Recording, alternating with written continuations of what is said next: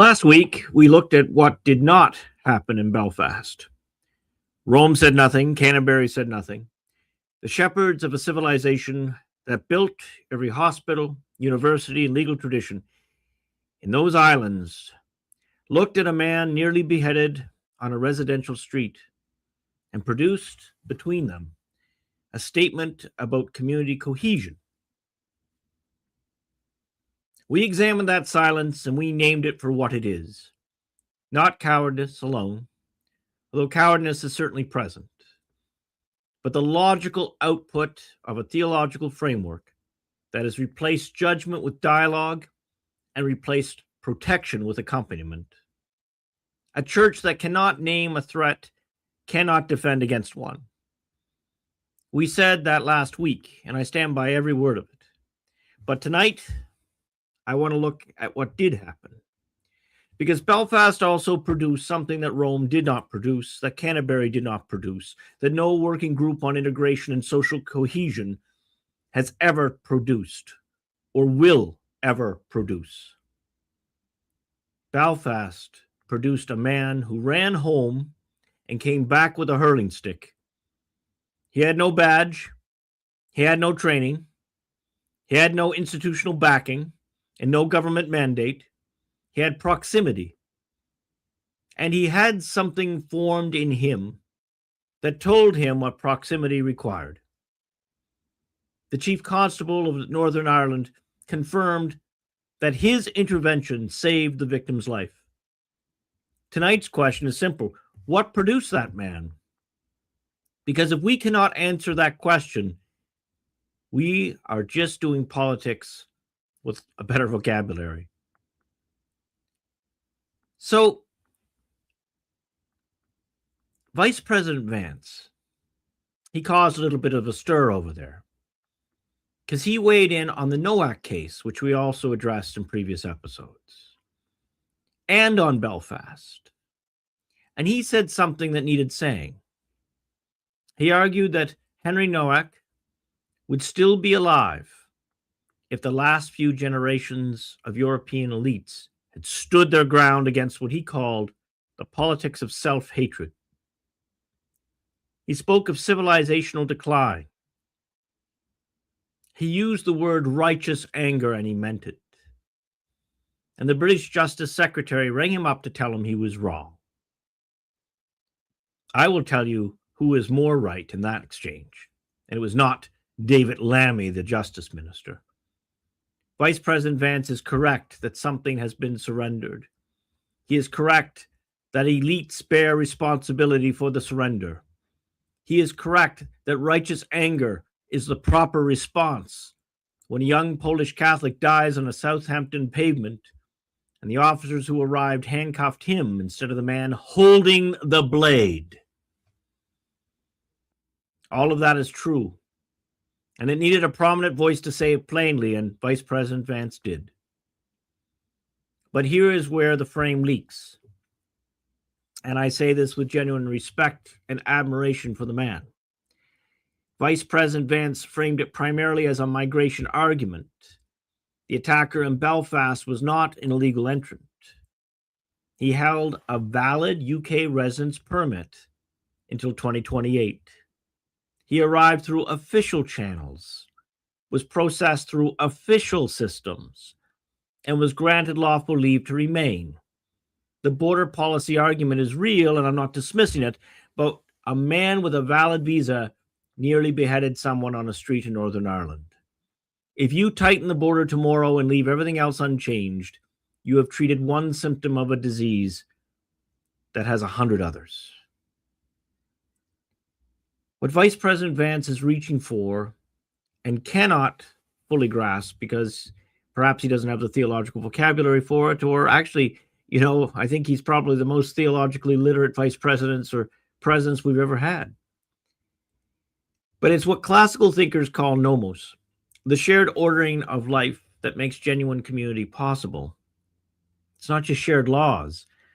It's not just shared ethnicity. It's the shared understanding of what a human being is, what he owes his neighbor, what he owes his God, what a street is for, what a community is obligated to protect.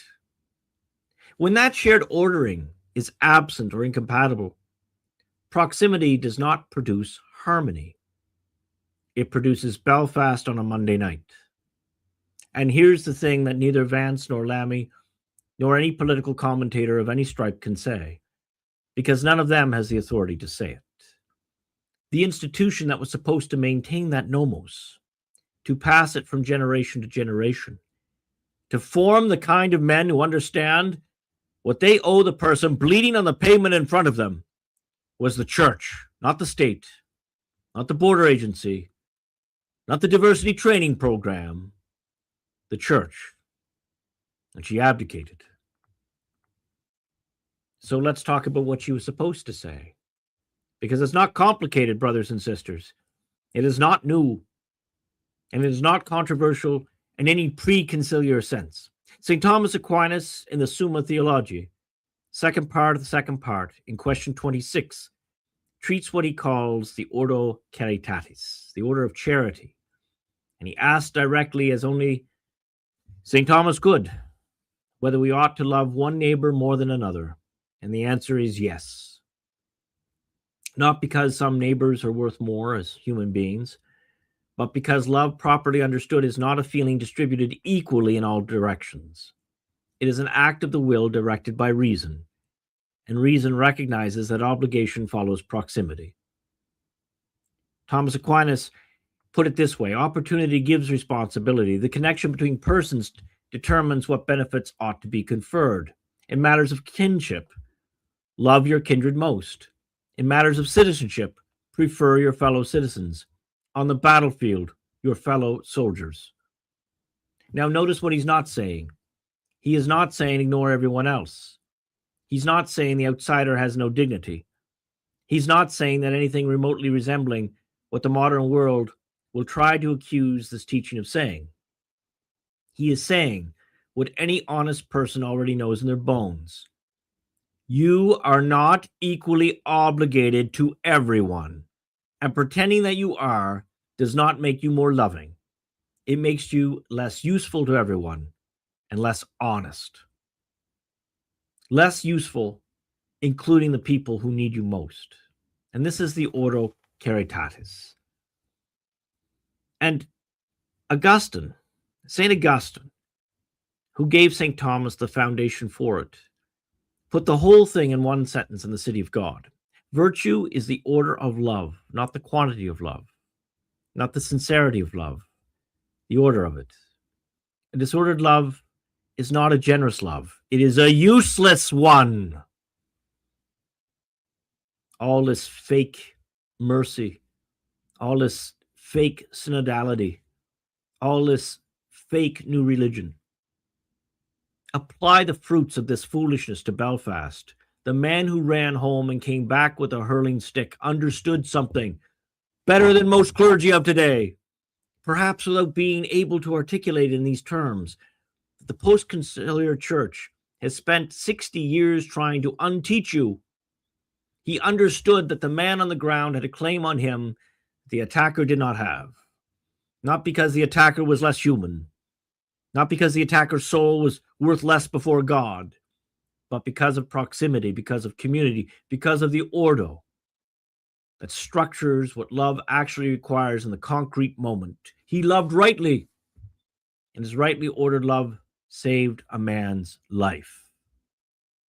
Now contrast that with the waste of rations officer who knelt over Henry Nowak, bleeding out on a Southampton pavement and said, "I don't think you've been stabbed, mate." Now that officer wasn't evil, or likely not so, but he was disordered. He had been formed over years by institutions, by training, by an entire cultural atmosphere that told him the attacker's claim of racial offense outweighed the victim's claim of physical survival. His love, such as it was, had been deliberately inverted to be a traitor of his own people, to be a traitor of his own baptism, to be a traitor of his own community. And I don't say this lightly. The proximate victim became secondary to the distant ideological concern. That inversion has a name in classical moral theology. It is a failure of the ordo caritatis, and it kills people. And this is what the church was supposed to prevent, not by issuing policy positions on immigration. Oh, let's have open borders. I don't see Leo opening his gates.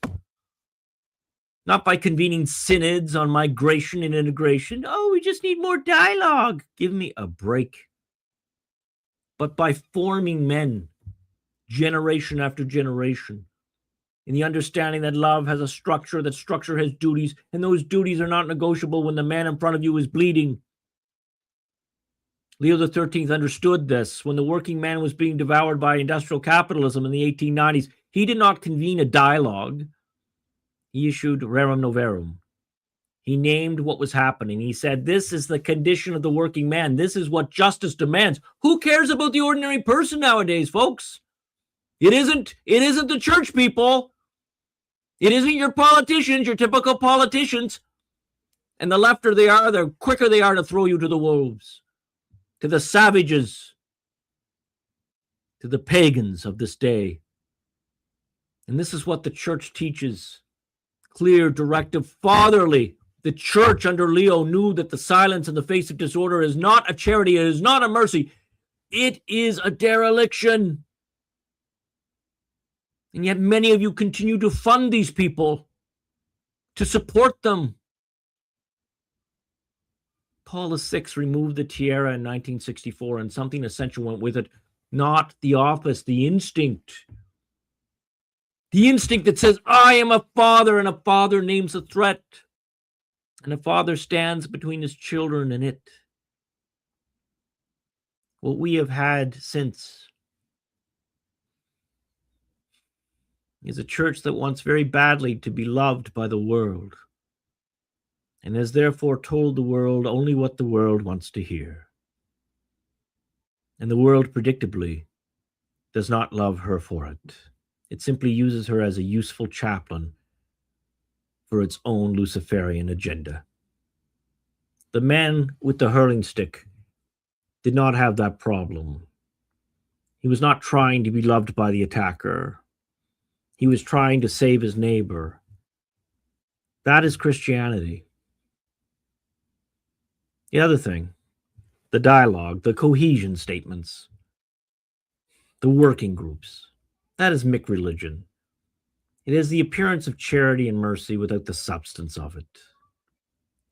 So I want to sort of end my little monologue here tonight, not with analysis, but with formation. Because that's the hope of this little channel, this little backwater that you found yourself here. It's meant to exist to form people, not merely to inform them. Here's the image I want to leave you with. Somewhere in North Belfast, there is a man who on a Monday night heard a commotion on his street, saw what was happening, and made a decision. He did not wait for permission. He did not wait for the police. He did not film it and post it. He ran home, grabbed what he had, came back, and intervened. The Chief Constable said he saved the victim's life. Now, I do not know that man's name. I do not know whether he's Catholic or Protestant or neither. But I do know what produced him, because I know what kind of formation looks like when it's working, community formation. Somewhere along the line, someone taught him, perhaps his dad or granddad or big brother, explicitly or by example, that the person in front of you has a claim on you, that standing by is not neutrality, it is a choice. That a man who can act and does not act has answered a question about himself. And the answer is not one he will be comfortable with later, perhaps for eternity. That is Christian formation, not sensitivity training, not affirmation, not dialogue, not accompaniment, not synodality, not the therapeutic language of encounter that has colonized the post-conciliar parish. A father who models it, a parish that names it, a community that expects it. Now, I know some of you are listening to this and thinking, Father, that is all very well and good, but I'm one person. I do not have a parish like that. I'm trying to hold things together on my own. And I do hear that. But I want to say something to the baptized who are listening to this tonight, wherever you are. You were not baptized to be comfortable. You were not baptized to manage your own spiritual experience and leave the street to sort itself out.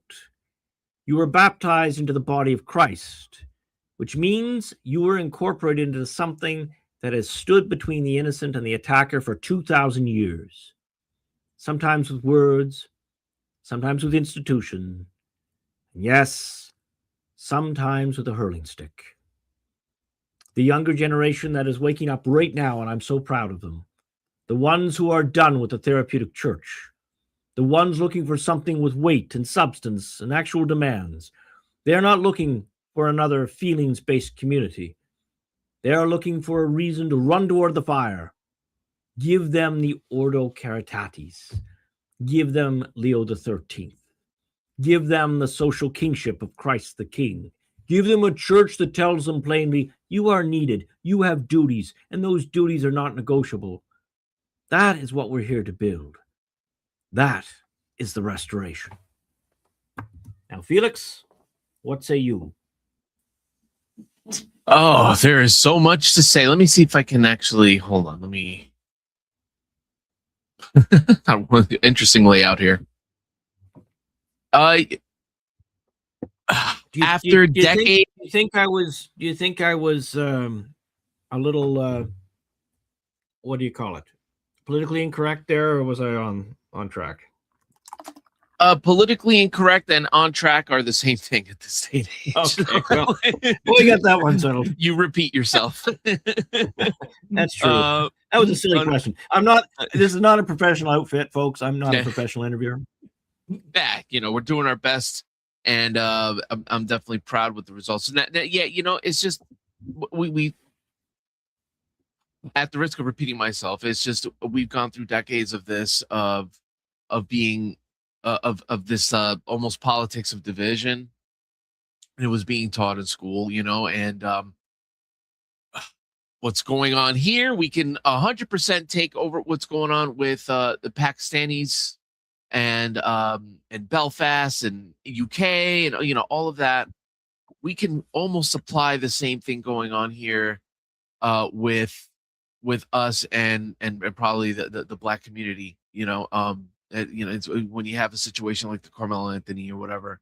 Obviously, well, I was going to say I'm actually encouraged by that. You know why? Well, first of all, it smashes the liberal narrative that basically all these folks are, being oppressed. But second of all, the Black conservatives are just awesome.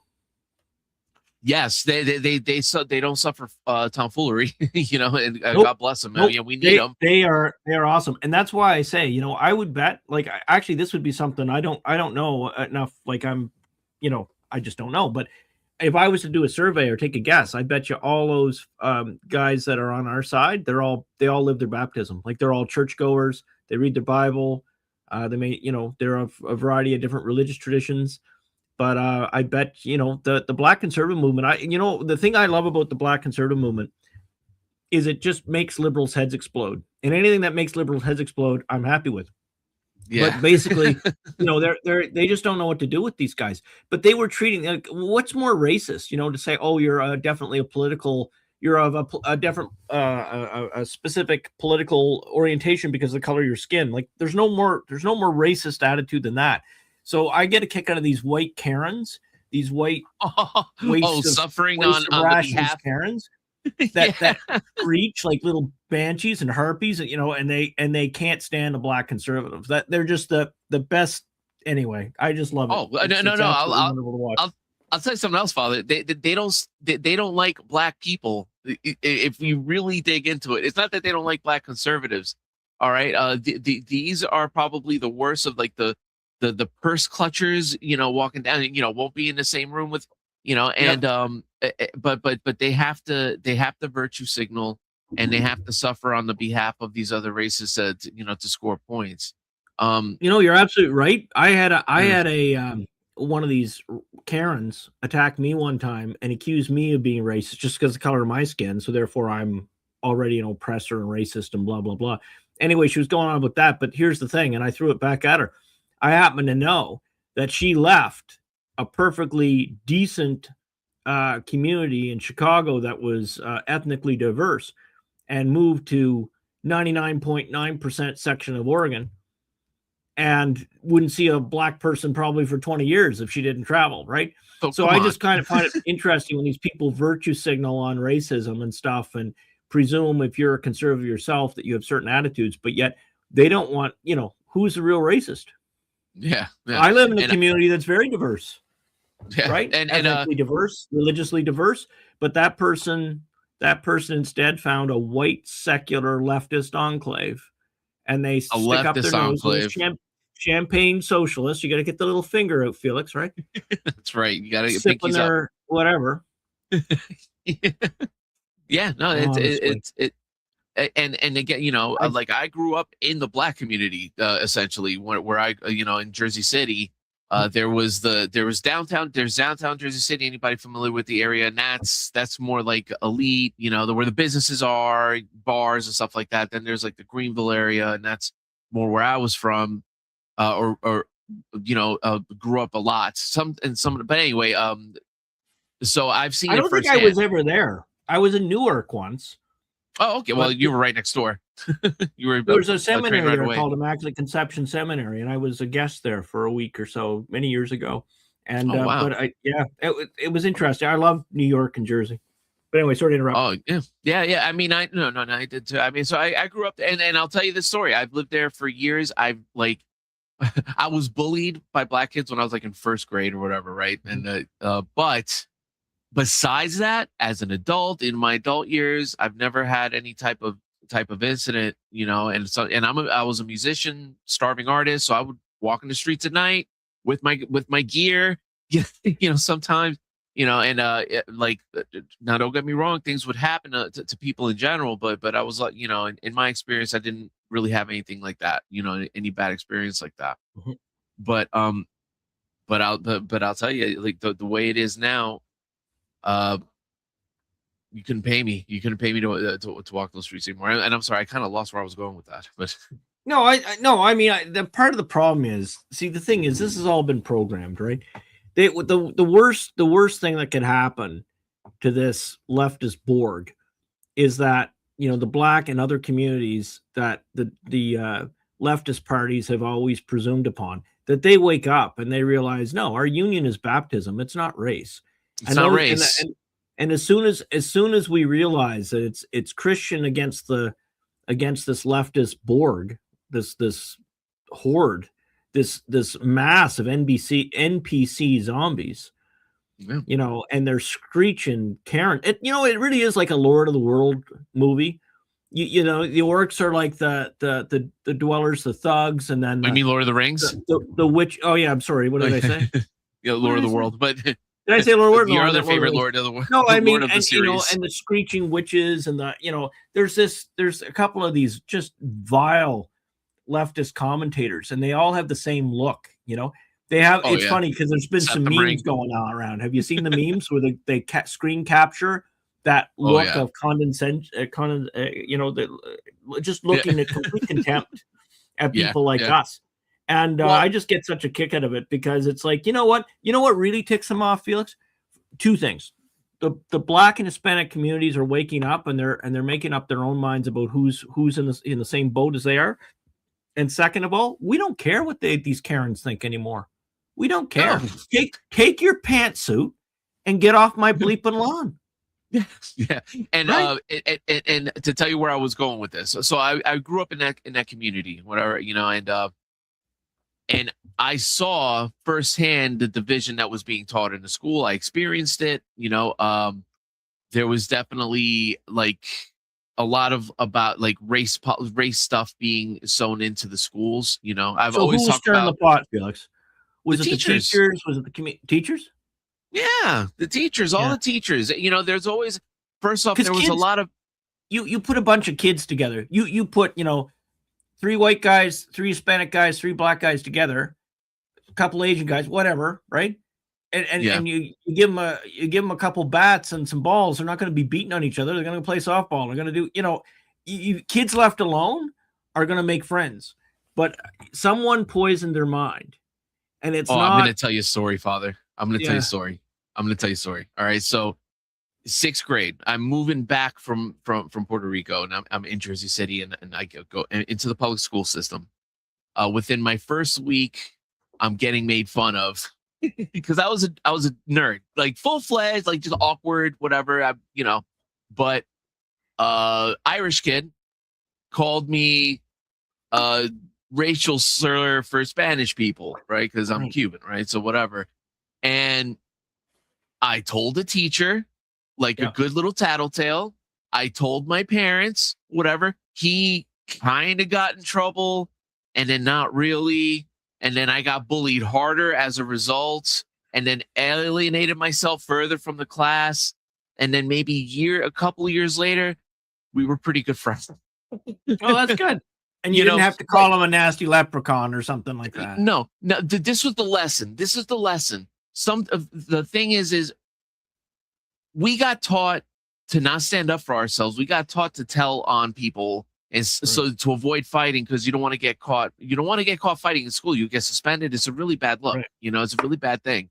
And we were told to trust the authority. And again, this kind of goes in a long lesson. Like anytime you try to trust authority, that isn't righteous, it just doesn't work. And it's like at the end of the day, because he's a kid, he says something to me, and that's honestly, that's something that could have been solved with a 2-minute scuffle at most between kids, and then a lifetime of friendship afterwards, instead of me be an Italian. Again, I take a lot of responsibility for how bad that situation turned out, because I decided to trust what was told to me. You know what I mean?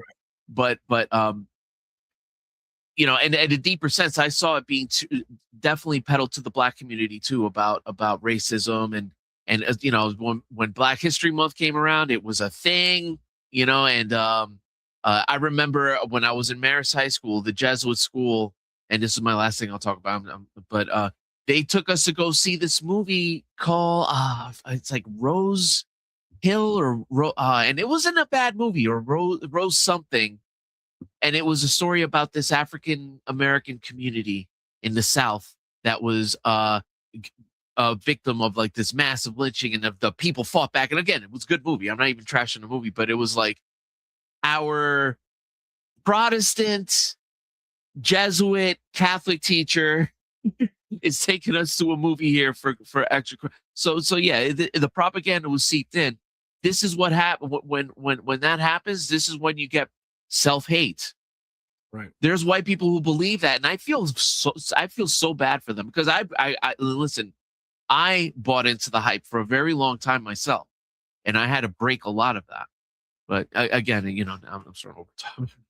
I find funny as a guy a little bit older than you is how, depending on how the winds blew, people I guess you describe as brown, like certain Italians and certain Hispanics. Because of course, some you can't tell really, right? We're all like, my grandmother was so dark; she was a lot darker than President Obama or Mr. Holder, the old AG, and she, So the thing is that it's not just skin color as well, but what I'm getting at is the so-called brown people. When I was younger, were all considered white. Then when white people fell out of fashion, now they've got their own category, and there's all this stuff. And it's just kind of funny, right? It's funny. Look at how ridiculous it is. All these white people, even in my day, everybody wanted a tan. They were envious of the brown people. It's not like it's a, we're superior because our skin colors, I have this, left to my own devices before Florida, I had a light green complexion because of the fluorescent lighting. You can't, I go out in the sun, I'm lobster man, right? That's right. No, but it gets taught, and there's people who see through it, who have good parents, and be like, listen, don't buy into that nonsense. There's people who fall for it. I've seen there's people in my family, again, I won't say names, that 100% fell into the school system, and I feel like the system corrupted them so much. But at the end of the day, how many more? How many more? And again, it's over racial divide and things like that. And then you breed that enough, you're going to get these moments of entitlement where you can just spaz out because you're black and they're not letting you get away with shoplifting something at Walmart. So it's this is where we're at. But I kind of diverted that to here, but the same thing is going on in Pakistan. Well, in the UK, New Pakistan, we might have to call it soon, in the UK. But where it's like you've been taught all this stuff about integration, and then now let's compare that though for a second. So let's say something to the communities, the newcomers, the newcomer community's credit. They do take care of their own. Right? We may not like the fact that they're doing it in our areas, but at least they do. But the question is, why aren't Christians? Well, what's your answer to that? Why don't Christians take care of their own anymore?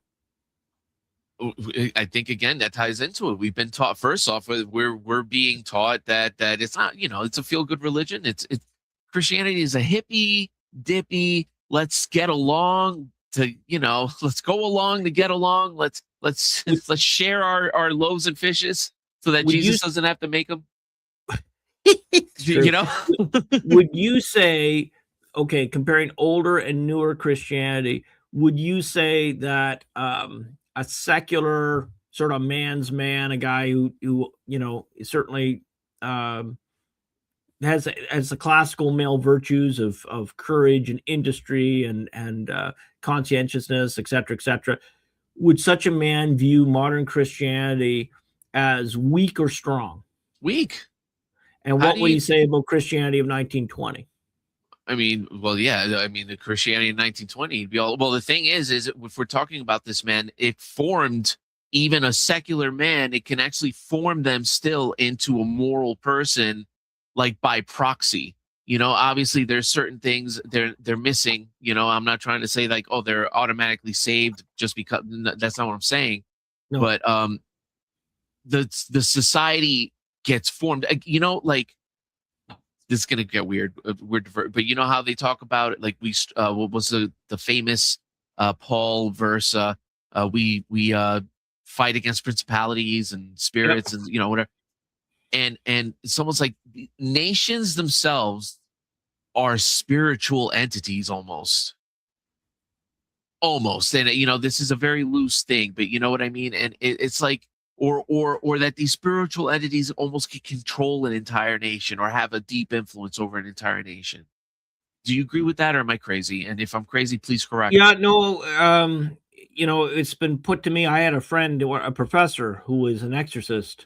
And he would talk about stuff like this, that basically angels at different ranks, and they would be attached to human regions. I don't know, but yeah, he would say basically the more powerful angels was an angel over say the state of Maine, and an angel over Bangor, and an angel over and they have their ranks below, and everybody has at least one guardian angel, and there's some theory and debate. Sometimes people are given additional. If they're in a state of life where they're going to have more demonic attack. So that's kind of interesting. But a lot of this stuff we're not going to really find out until we're in heaven, because a lot of this stuff we know anecdotally through exorcists or through private revelation, not scripture. So you're kind of limited.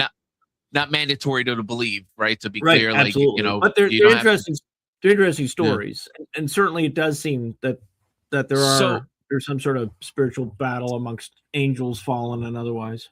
So just going with that thought, just for this thought exercise, let's say it is true, right? At this point, the nation of America, the United States or whatever, us as a nation, if we all were going to mass, participating, not sinning or sinning as little as possible, under the circumstances, in a state of grace, repenting, if you had an entire nation of that, yeah, I mean, it'd be transformative, but I mean, here's the problem. It's not going to be transformative if everybody's there flapping their wrists at church, right? Like, I mean, the thing is that it's we have to rediscover the old ways in a lot of respects, not only in the way of worship, of course, is amongst traditional inclined Catholics, the big debate, but what a lot of people miss is that as important as the worship is, and it's a very significant part of the formation of the Christian mind and soul. But it's not the only thing. And what I mean by that is that there's lots of modernists that like a Latin Mass. There's lots of people that will accommodate the world if it means social mobility, or promotions at work, or they get the spouse they want.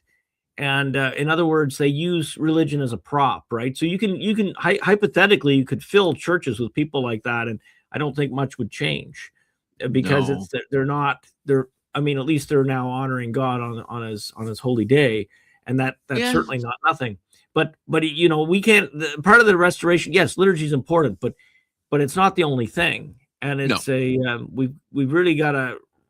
That's why I'm always harping on about the duties of baptism, because we always know the benefits of baptism, but we often don't reflect on the duties of baptism. And I think and the great thing about talking like that is that all Christians can talk about it. We don't have to, have a great big debate about the Baptist versus the Catholic on the real presence, or all these different theological debates. We can all agree that baptism is a spiritual reality and a marker, and Catholics, of course, believe it's an ontological change of the soul, and that it has duty. And that is a common ground across a lot of Christian communities, a lot of the more conservative ones. See, one of the things I'll say, and then I'm going to shut up and let you get a word in, but one of the things I want people to consider, if you're an anthropological or political conservative and you go to a big modern church, you're nuts. They hate you. They're just taking what resources you want to give them, and they barely tolerate you. So why are you supporting them? That's nuts. It's not supporting our Lord Jesus. It's not helping your soul any. Because why? Because there are other groups that can provide you the sacraments that are traditionally inclined, that are not sellouts to the world. And so it's something for people to consider. Yeah, no, that's true. I just wish, listen, I wish it just got as bad that the worst of it were the mega churches and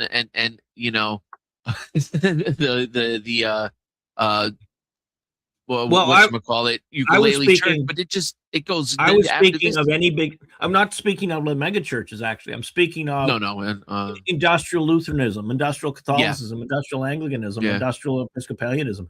I mean, some of those mega churches fit in there, but I'm talking about McReligion. I'm talking about McReligion. Period. God as a prop, right? Yeah. Instead of, like, look at John the Baptist. John the Baptist is such a key figure to understand baptismal duty. He lived and literally lost his head for the first commandment.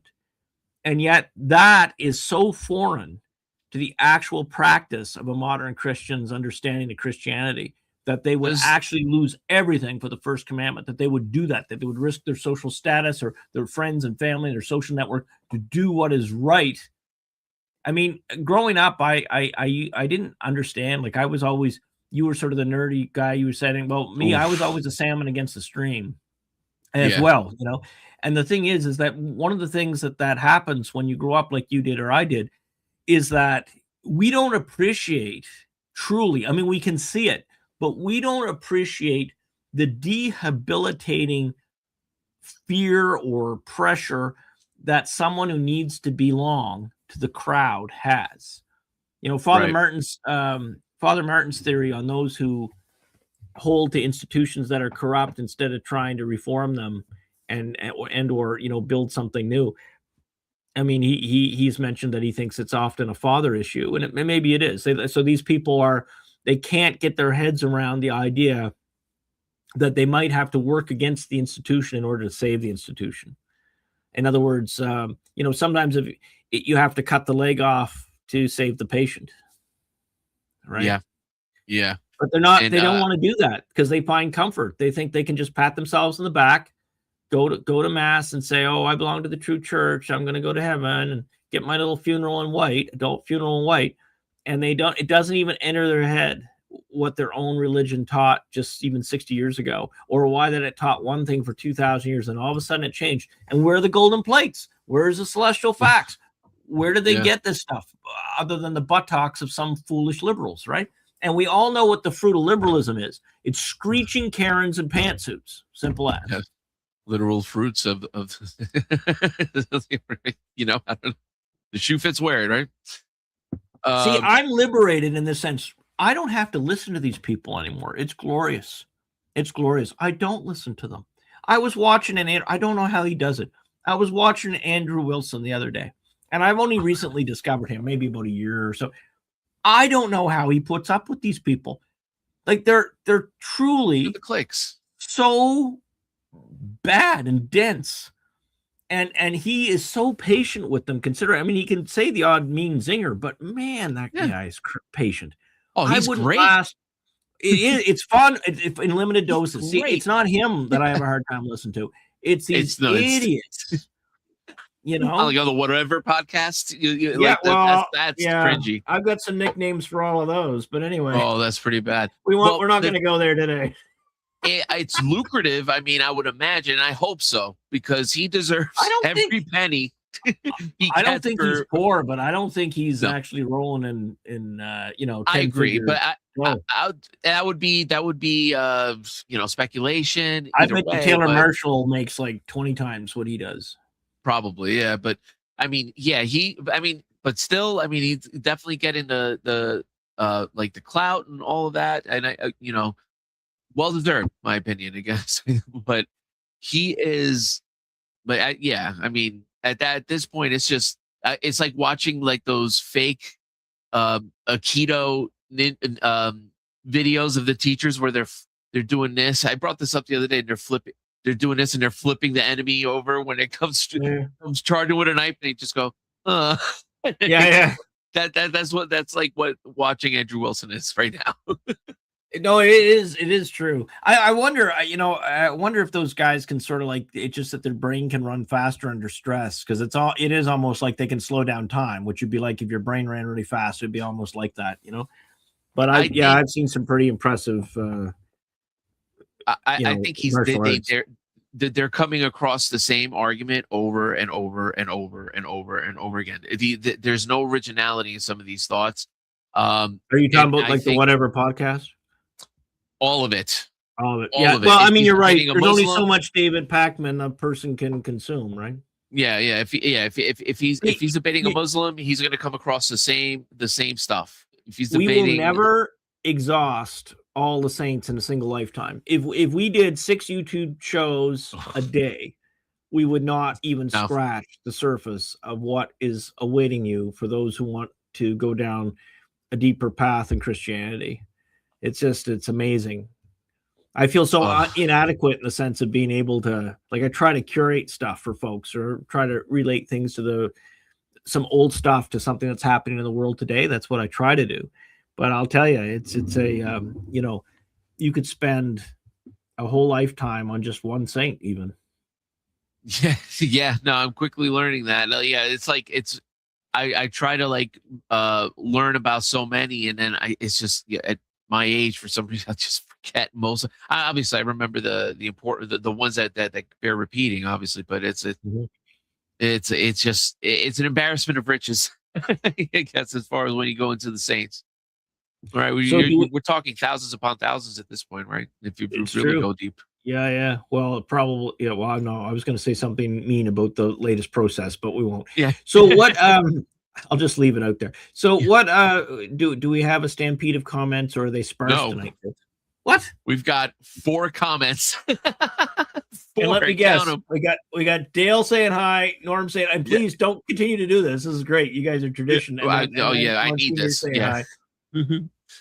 Yeah. Okay, no one's gonna stir the pot. See, this is the problem when you only attract folks. I brought up black people. I ruined it. Brought up black people, and people were coming onto the keyboard. The minute it says it's the black community, they're like, "Nah, not gonna touch that." Never mind. We don't want to end up like Scott Adams. God love him.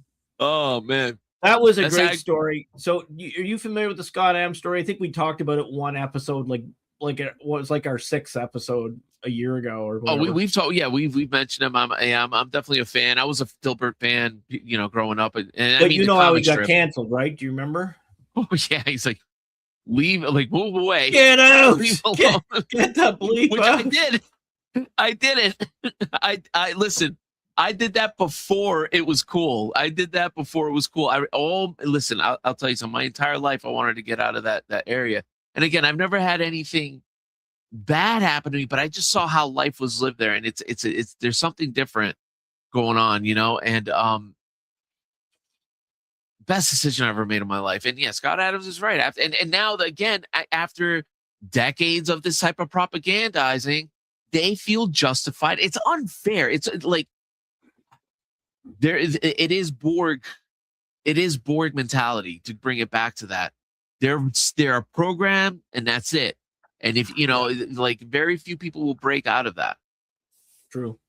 You know, unfortunately, it's sad, but yeah, he got. I'm sorry, I interrupted where you were going with this. Yeah, I remember when he canceled actually, for that. You've perfectly described where I was going with it. I was just saying that one of the things about him is when he got canceled for just saying basically move out of areas that contain people that want to kill you. That what he did is, after he got canceled, he was in like 3,000 newspapers, and everybody just dumped him. His publisher dumped him for his book. It's just horrible things. But here's the thing: he went on a whole bunch of black podcasters. So for those of you who don't know, Scott got in trouble because he said, if you live in a diverse neighborhood, move. And the reason why he said it was because the politicians of the previous regime were stoking up hatred between the various racial communities for their electoral profit. And so basically he's like, if some of these people are impressionable, if they think it's okay to hurt me, I don't want to live in this community. And so then he went on a bunch of different podcasts of famous minorities, and they all it was great. You can catch all this. Just type Scott Adams and on the YouTube, and you'll find them. But here's the thing: he got on there, and they all started very hostile. They thought they were going to get the episode where they were going to crap all over him, and at the end, they all agreed with him. They all agreed with him, because what he did was he was very persuasive, and what he did, he just explained, hey, would you want to live in a community where you heard that your neighbors all want to hurt you? And they all agreed no. And he said, it's not your fault. I'm not talking about you and your community. I'm talking about these stupid politicians and the media that find profit in our division. They're scared that all of us are going to come together, folks, right? Yeah. They're really scared. The worst thing that could happen to an American leftist is that the Christians stand together with one another. Yeah. Absolute worst nightmare. Absolute worst nightmare. They'll never win an election again. And nor they should. But they're going to get something else, Father. The only good leftist is one on the way to Antarctica. Yes, you were saying, Phil. Sorry. Like, that's not what we're going to get, unfortunately. I hope it is what we get, but more than likely what I'm actually starting to see, and I actually kind of put JD Vance in this camp, is now we're going to get politicians stoking the flames the other way. Yeah, all right, because of because we got beaten with the stick so long. Right? And now it's justified. This is what the problem is. Now it's like, now I understand it, but I also see the future coming. All right. And I'd say this joking around, like the pendulum swinging within like a year or two, y'all are going to be deporting me. And I'm like, hey, wait, I love this country. You know what I mean? It might be me too, Felix. We might be on the same boat. We're going to, right. But I'm like, whoa. And that's where they're gonna. I think that's where it's gonna go, because now they're denaturalizing people. Isn't that wild? Yeah, they're denaturalizing. I was born in Hoboken, but my parents came here legally. Yeah. But they could. One day they'll be like, "Hey, listen, go back to Cuba," and I'm like, I'll be lost. Well, and I remember hopefully Cuba's by then prosperous if they get a change in regime, right? Might have to do it myself. It might even be a great place to visit again. I wish. Yeah, I hope, but that's where we're heading. We're we're going to see the pendulum swing the other way if there's no moderation that really kind of and I mean, I'm not talking about political moderation. I'm talking about human, coming together and be like, okay, we got to, let's just relax, everybody. I don't know. That sounds way too simple though. I don't know what's going to happen. I just say, what a wild ride! What a wild ride the last 10 years has been. Yeah, it's just you couldn't write a movie. If you wrote a movie script that captured all the crazy that's happened, everybody would just say that's too fake. That'll never work. That'll never happen. It's truly surreal. And the problem is you don't really know what's true anymore, right? Like all our news, even the conservative news, it's all got this spin on it. And I guess maybe it always did to a degree, but yeah, it's pretty, like, now that I'm a little bit more older and a little bit wiser, I can sort of see when a message is trying to manipulate me. And I when I was younger, I trusted news agencies a little more, but now I know the language, I know what they, and it's, anybody can do this. Just take any story that's controversial, that left and right disagree, and listen to a news report on one side and listen to the opposite, and listen to how the word choice they use to go after people, right? Or, so it's just very, very different how they frame it all. Such a great segue, Father. Okay. I couldn't have planned it. This was unplanned. All right. So I asked about it. So the Nowak incident, right? After the Nowak incident, rest in peace. There was a few days later, there was another attack on a 17-year-old girl. All right. I did hear about that. Yeah, you asked me just before the show started. Yeah. So I'm going to see if I call app on my computer here too, so I can read it, because I can't read on my small screen that's in front of me. Yeah, that's my fault. Hold on, I'll do a little something here. I'll increase and let me do full screen. This should be a little bit better. Now, a 17-year-old girl was stabbed in the back of the neck during a street attack in Briarfield, Lancashire. Right. I hope I pronounced that right. On Friday, June 12th, 2026, the victim has been released from the hospital and is recovering at home, as her injuries were determined to be not life-threatening or life-changing. Okay. Now, what you just said really comes into play here. Look at how they describe the suspect on this on the news from Google. Junaid Nawaz, a 30-year-old British man of Pakistani heritage, was arrested at the scene on which I don't know. That just I don't know why that should that not bother me, or should that not rub me the wrong way? What shouldn't bother you? Sorry, I don't know if I understand. This is how they describe the suspect: a 30-year-old British man of Pakistani heritage. Right. Well, yeah. I mean, yeah. It kind of depends. Like, actually, what you say, and here I'm trying to get my computer to. I was trying to read what you had up and moving my screens around. I'm sorry. I'm like I say, this isn't a professional outfit, folks. So obviously I need an on-site producer here as well as Felix. But no, so there's a lot of debate in Britain, and I follow the British stuff fairly closely and did before all this stuff hit the fan. In part, there was a fighter pilot guy that I watch. I like aviation, and he was an ex-Royal Navy and then a Royal Air Force pilot. And so I was familiar with his YouTube. And then all of a sudden, of course, you watch one British show and there's other. And also, I like Father Calvin Robinson. He has an excellent YouTube channel you guys should follow. So, I mean, once you start looking at a couple British things, and the YouTube starts suggesting more British things. And there's quite a bit of talk about what exactly is British. So I let's see if I can reproduce the argument. So what they would say is, like, for example, if I moved to Cuba and I lived 20 years in Cuba and I learned how to speak Spanish without hardly an accent, and now I have family in Cuba and all this kind of stuff, am I Cuban? Right? So I mean, some people would say, well, yeah, but when they mean it, they'd mean like you're like adopted Cuban. You're adopted. They don't really mean, yeah. We adopted you into the culture. Cuban. Right. That's right. Now that doesn't mean I'm not welcome. Like, like certain cultures, you can marry into it.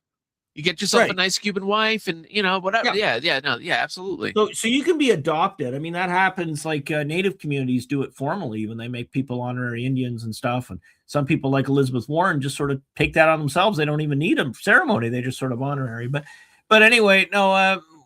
The thing is that, and sometimes like I'm a mix of Scottish and Irish and a little bit of English, but all my watering holes over the years have always been Irish pubs, and my grandmother was Irish, and so I sort of and Irish is more Catholic than Scottish, which are often Presbyterian, although there are Scottish Catholics.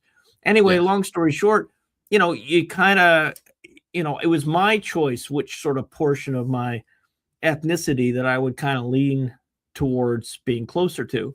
But I'm not Irish, I'm not really. The only thing I am is baptized. Really, I'm a mutt. I'm such a mixture, and so that's why some of the people for a while would just call people like me, American, or if you're in Canada, Canadian, or whatever. What they mean is people without roots to their original cultures, right? That we all ended up a mix with settling. Yeah. So anyway, all that rambling to say is that there's certainly not a Canadian culture. I'm going to get some Canadians flaming me in the comments now, but there's not. Have you tried poutine? Yeah, no, it's not. See, I mean, that's really poutine and hockey. A Quebec culture thing. So I'm not saying that there isn't culture. I'm saying there's not. Like, if you look at Canada, actually, I don't mean to make this about Canada, but just to finish my thought, if you look at Canada, so the majority, something like 90% of the population live within 100 miles of the U.S. border, and all the trade goes north and south. It's actually easier for you to sell British Columbia wine to Australia than it is to the province next door. I don't think that's an exaggeration, and if it is, it's only a slight one. So all the trade goes north-south. So Canada itself, because it has this idea that it's not a melting pot like the U.S., but rather a mosaic. I want to barf, but anyway. Yeah, exactly. So what all that means is there's no real national identity. And my joke, and I served the Canadian Navy for 9 years, full-time, and 5 years reserve service, and as a chaplain, as a reservist, but as a regular force guy, I was naval surface warfare and then industrial psychology. But anyway, what happened was even then, I mean, the joke was that the only thing culturally that we had the same, the Navy itself, the military itself had its culture. So we all had a common culture there. And then the other culture was the Tim Hortons donut shop, which once upon a time was this chain of donut shops that would like home bake the pastries and everything that night, and the coffee was always fresh. Every 20 minutes it would be if it wasn't sold, it'd be thrown out, and that used to be the way. And then it got bought by it's not even owned by Canadians anymore, and they stopped doing the fresh baking, and everything just sort of was done at a central plant. It was all just processed. And but Canadians sort of, that was a cultural landmark. Like Americans don't think of Dunkin' the same way as Canadians did of Tim Hortons. McDonald's is actually another really good example, though.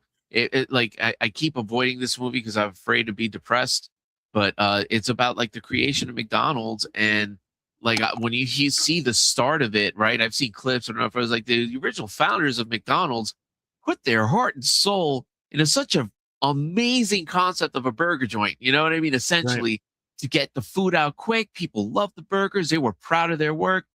And then just to look at what McDonald's is today, and you're like, oh, there's a pain. There is a pain that you feel like, Dunkin' Donuts, even though like now it's definitely a shadow of what it once was. But like, even though you're saying it didn't have the same respect as like a Hortons or whatnot, the 80s, Dunkin' Donuts was pretty revered, and it was still a great spot to get your little coffee and donut.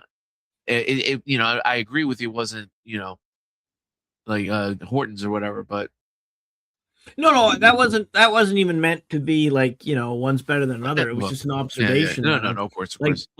Have you guys seen the YouTubes of all these people coming over for the World Cup from Europe and experiencing America in real life, real time?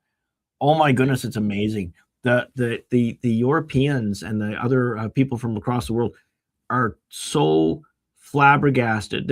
Some of them are in small town America.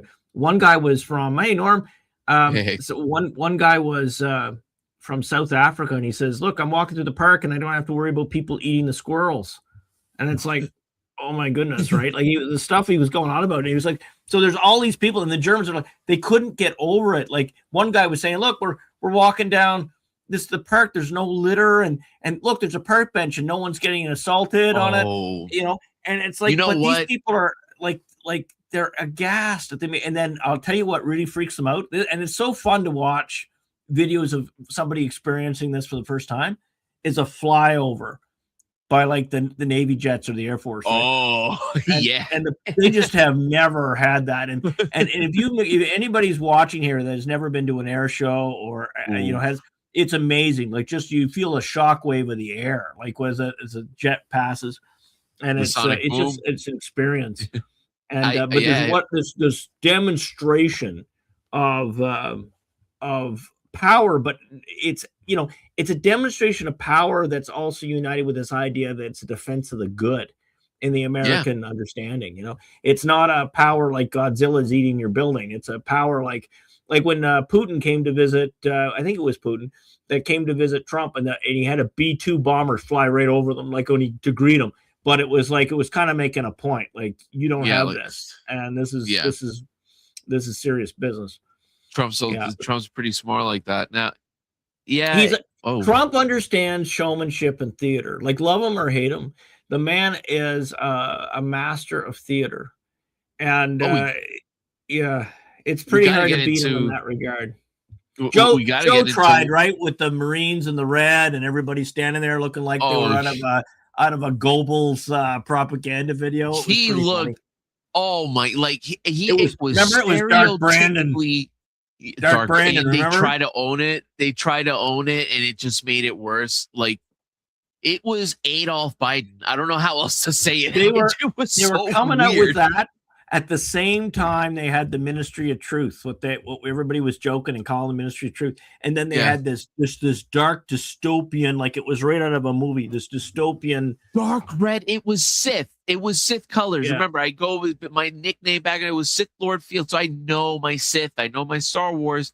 That is the color of Darth Vader's lightsaber. That shade of red that they were using. It's now the theater, and see if any of the viewers agree with me here, and you too, Felix. The theater that Trump did on the White House lawn is the restoration of empire. The Colosseum was the Colosseum of old was basically put in front of the White House. And very interesting, and people don't know their history. The empire followed the republic, not the other way around. Yeah. Wow. Now, all right. So Norm says, "Good evening." If you're Greenland or Canada, well, I don't know. Like, I'm sorry, I'm just stirring the pot. I'm with you here, but I'm glad. I'm glad I actually brought it up, because I feel weird about the whole thing. I thought, and listen, I'm a believer. First off, I'll be quite frank. I am 80% leaning towards it's Big Mike Obama. Okay, I'll come out and say I'm 80%. Oh, I forgot about that, right? Felix. But I forgot about that. That is, in my opinion, it's a disrespect to the office to do that on the White House lawn. I thought so too. Originally, presidential event. Yeah, but if anyone pulls it off, he pulls it off. This is the thing. When I first heard about it, I was horrified. I was honestly like, exactly. Well, I get it. Yeah. I get it. I get it. It's just this. He's making a point of what the restoration needs, and those of us who, were like, is that disrespecting sort of not the office, but the aura of everything? But I kind of get what he's at. Is that the people that are elite have been driving everybody else to the ground for so long, and he's basically putting forth. Sort of like, remember, most of the spectators there were military people. Oh, yeah. I think that's a very good point. You know what I mean? And I laugh too. It's not even like I wasn't like, oh my God, I wasn't clutching my pearls. I thought it was funny. You know what I mean? Right. And again, I'm like 80% sure he's probably right. You know what I mean? He's probably right. Well, we won't know. And we won't know. We'll live to see whatever comes out of this. But hopefully we won't live to see. I don't know whether he's going to pull it off. I think he's trying to reset economy. He's trying to reset culture. He's trying to get rid of the racial hatred and make everybody proud to be an American again. There was one of these. It was a black conservative commentator that had a young woman on there, and I met a black woman. I mention it only because it's pertinent. Yes. And because she was crying over all this stuff. She was crying over it because she said all these Europeans that she met here for the World Cup in her town, she said, they made me so proud of being an American, and that upsets me. I didn't want to be proud. And it was kind of this public confession that the identity of so many young people is an identity of grievance and self-hate, outrage at what was built. And it just has China and Iran laughing at us, right? But if we can find their planet work, pride in a good way again, right? Not in a bad way. If we can find pride in a good way again, and then hopefully we can restore Christianity too. Yeah. And we'll see. Yeah. I mean, if this secular awakening is not accompanied by return to Jesus Christ, this will all fail. It'll fail miserably. It'll go hard over the other way again, and all is lost. So the thing is that we cannot, this is where I say, and I point my finger at myself as well, we in the clergy and also in the laity that's devout, we really have to capitalize on this and try to get people back to mass or their places of worship. We really have to say, hey, we're at Jonah is at the door of Nineveh, okay? So are we going to open that door, or are we going to keep it shut and just go into a managed decline like the rest of the West? Because right now, the power in the U.S., love them or hate them, okay? What's going on in the U.S. is inspiring patriots in the Netherlands and France and in the UK, in Ireland. And none of this would be possible if we had a senile pro-abort fool on the throne here. So it is what it is, right? Yeah. Anyway, I wonder if I know Duo personally, but anyway, good evening to you. So I occasionally have somebody that actually comes up to me at my parish and says, "Oh, I'm so and so" with the handle, and that's kind of neat. But that is cool. I got that happen the other day. Someone say, "Hey, you're on the podcast." Yeah. I never get recognized for the podcast, but would you believe my Substack? Well, I don't have only 700 followers there, but local people will recognize me from Substack of all things. Oh man, yeah. I mean, go Dale. So you were guessing these, right? Now Norm has one here that's a really good comment. He says, "Those who but virtue signal," he says that in quotes, "are those who lack real virtue, which is why they're only left with the signal, but not the real substance." Amen. Amen. And I was so guilty. Again, I was a liberal, libtard. Yep. Ooh, forgive me, but up north, and I got my dopamine hit every time I defended, anti-racism stuff, and and stood for the proper cause. You feel good. See, I'm like Scott Adams. So Scott Adams had this idea. He called himself an energy monster. I absolutely hatred of bad people to me on Twitter is balm to my soul. I had some idiot say this to me. He said something kind of stupid, and I just corrected him gently. I thought it was. I didn't attack him. I just gave him a reason he was asking, why do people do blank? And I told him why people do blank, right? Like, it was kind of a stupid question. He should understand there's two points of view on everything, right? Well, it's because some of us see it differently. And I just basically said it. And he comes, and I ended my little critique with the following quote.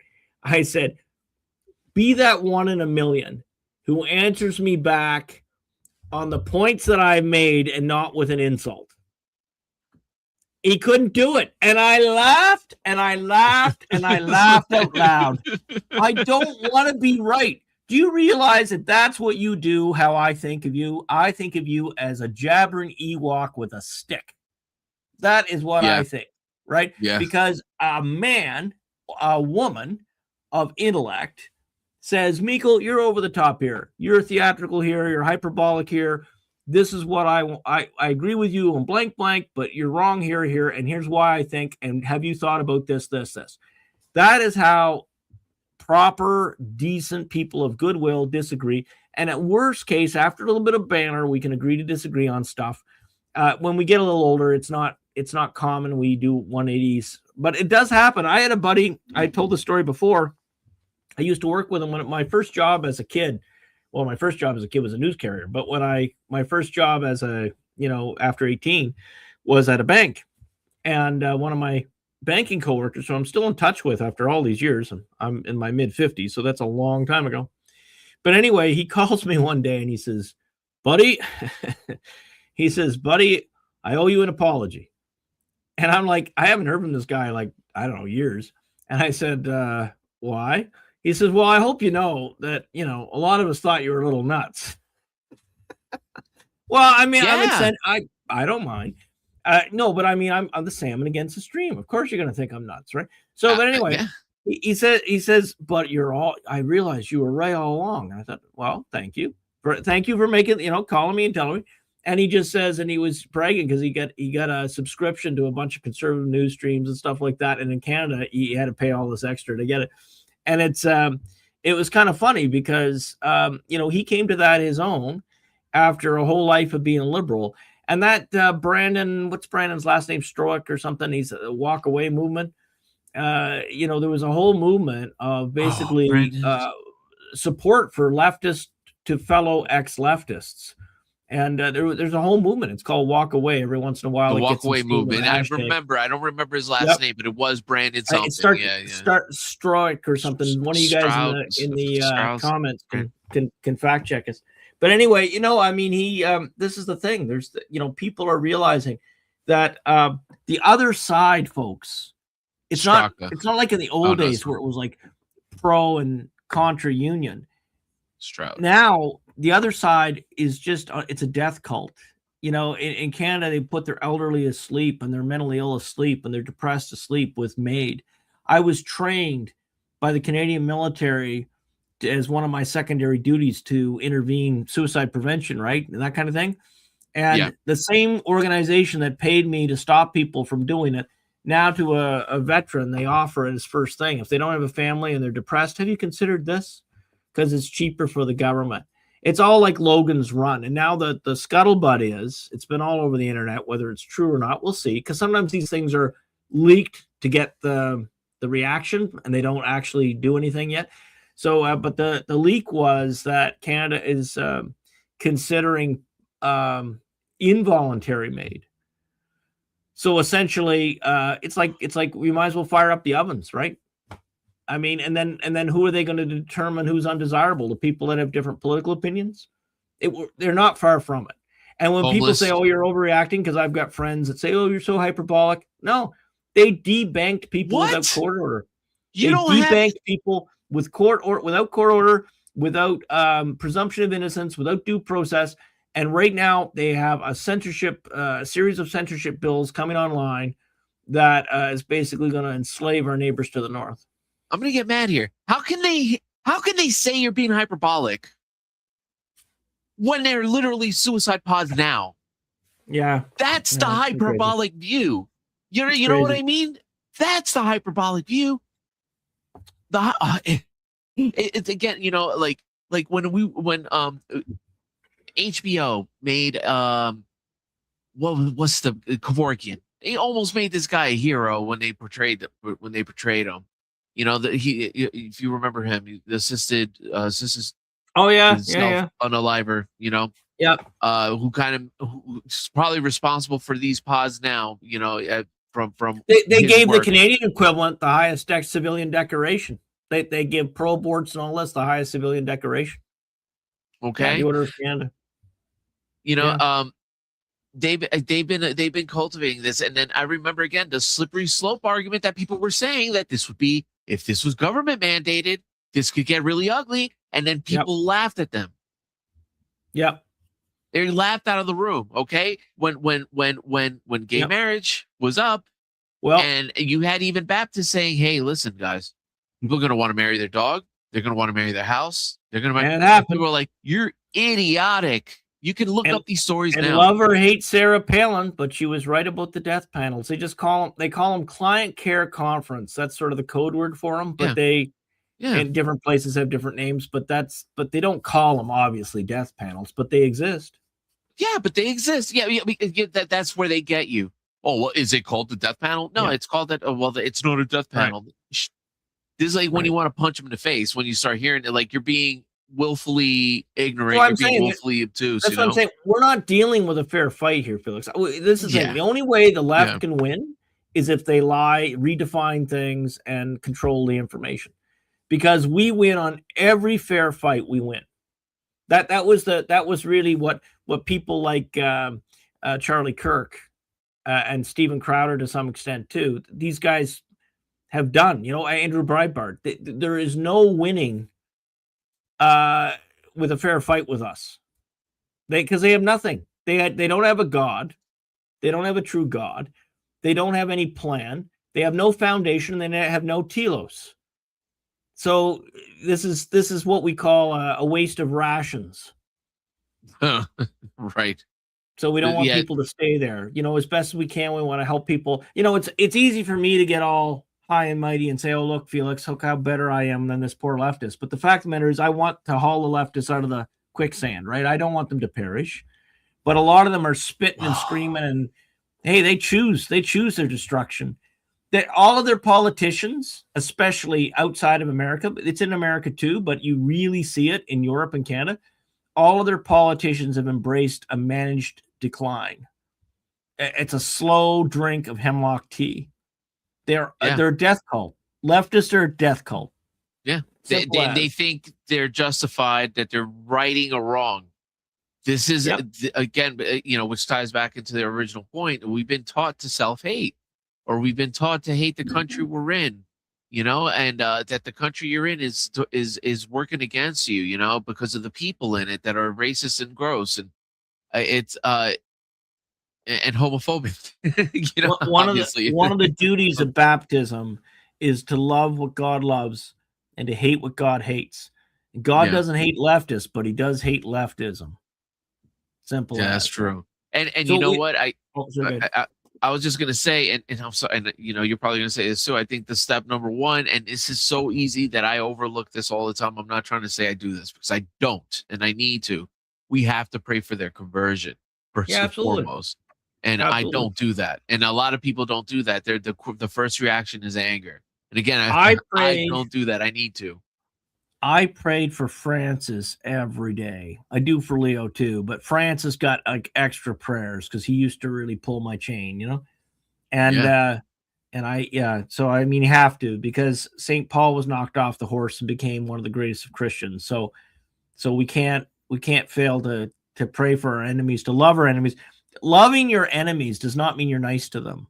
Loving your enemies means that you desire that they go to heaven and spend eternity in happiness with God.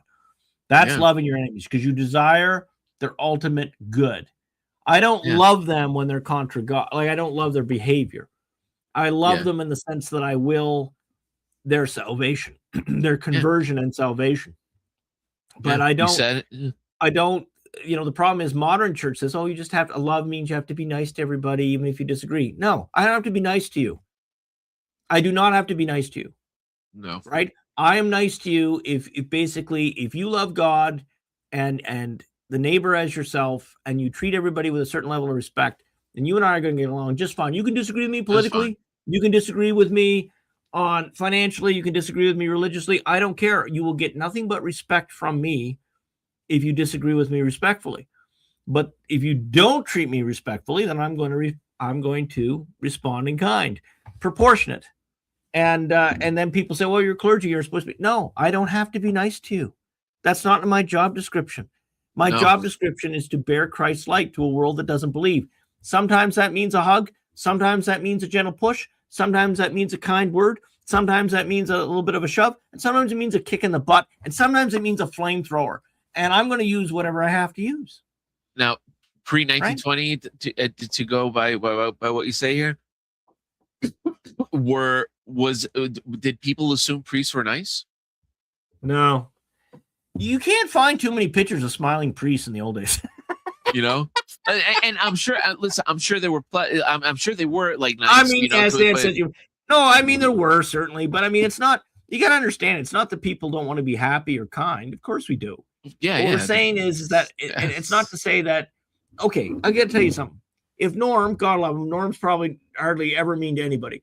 If Norm came to me one day and he's really grouchy, and he just, and I don't know what happened to Norm that day, and someone scratched his car, his cat got run over, his roof fell in. You never know. Right. His wife had a fight with him. He goes to the bank to pay for the roof, and his bank account, a hacker stole all his money. And then he sees me, and I'm going on one of my things, and maybe Norm doesn't have the patience for it that day, and he's just a little rude, and he's out of character. I don't immediately attack Norm. You were not respectful to me. The first thing that comes into my head is curiosity. Why? What's going on? Yeah. What's going on? That's the first thing that comes in my head. Now, that's a good test for all of us, okay? So when someone treats you that you love disrespectfully, is the first place your mind goes is at curiosity. So someone told me a story. You guys are going to love this one. So there's this woman, and she's asking, and I got a spy, okay? So I'm letting you guys into all my secrets. I have a spy in one of these, these Catholic traditional women's groups, and they want to quit them all the time. I said, will you please just curate this for me, or at least like I need to know sort of what's the scuttlebutt, what's going on, because it helps me adjust my teaching and the like. So anyway, you can't make this stuff up. So this is at a traditional Catholic women's group. And this woman tells this story, and women and guys, I mean, it is a stereotype, but it does sort of hold true. Like if we're talking to Norm, I'm picking on Norm because he's on my screen here. If I'm talking to Norm or Felix and I'm saying, gee, man, I've had this problem, blah, blah, blah, blah. When a guy tells another guy a problem, like Felix, when I put the car in drive, it's making this click noise and it's driving me nuts. And if Felix knows, if Norm knows what that might be, oh yeah, that happened to me, and blah, blah, blah. And, you take it to the shop and tell them to look at this, so they don't cost you, and don't let them tell you need a whole new transmission. You just need blah, blah, blah. Okay. That's how guys communicate, right? Yeah. Now, when women communicate, often, not always, but often, most often, they just want to be heard. They do not want to be told how to fix it. They want it to be heard. If they do want help, they're a little insistent. They'll tell you, oh, seriously, what do I do? Right. But most of the time, they just want to be listened to. They certainly do not want a guy telling them how to fix it most of the time. And it's not every woman. Right. And I know I'm speaking generalities, but just go with me for a minute, because this women's group was exactly like this. This woman said, and she was very self-aware, very wise woman in many respects. Right. And she said, I'm just here to vent. So she didn't want life advice. She just wanted a trusted environment to vent. Cool. Wow. So she tells a story. She says, my husband of 18 years, I'm going to forget some of the details, but it'll be the ballpark. My husband of 18 years came home, and before he came home, there was a project I'd been on my to-do list for 3 years, and I never did it. It was to refinish the floor, the hallway. So I refinished it. I worked all these hours. I worked my whole day.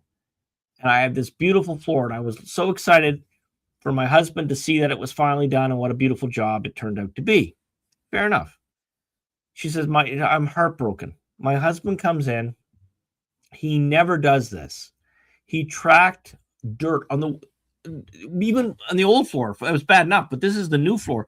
He tracked dirt all the way into the bedroom, took his shoes off in the bedroom, which he's never done, wouldn't even say hello to me, got into bed and went to sleep.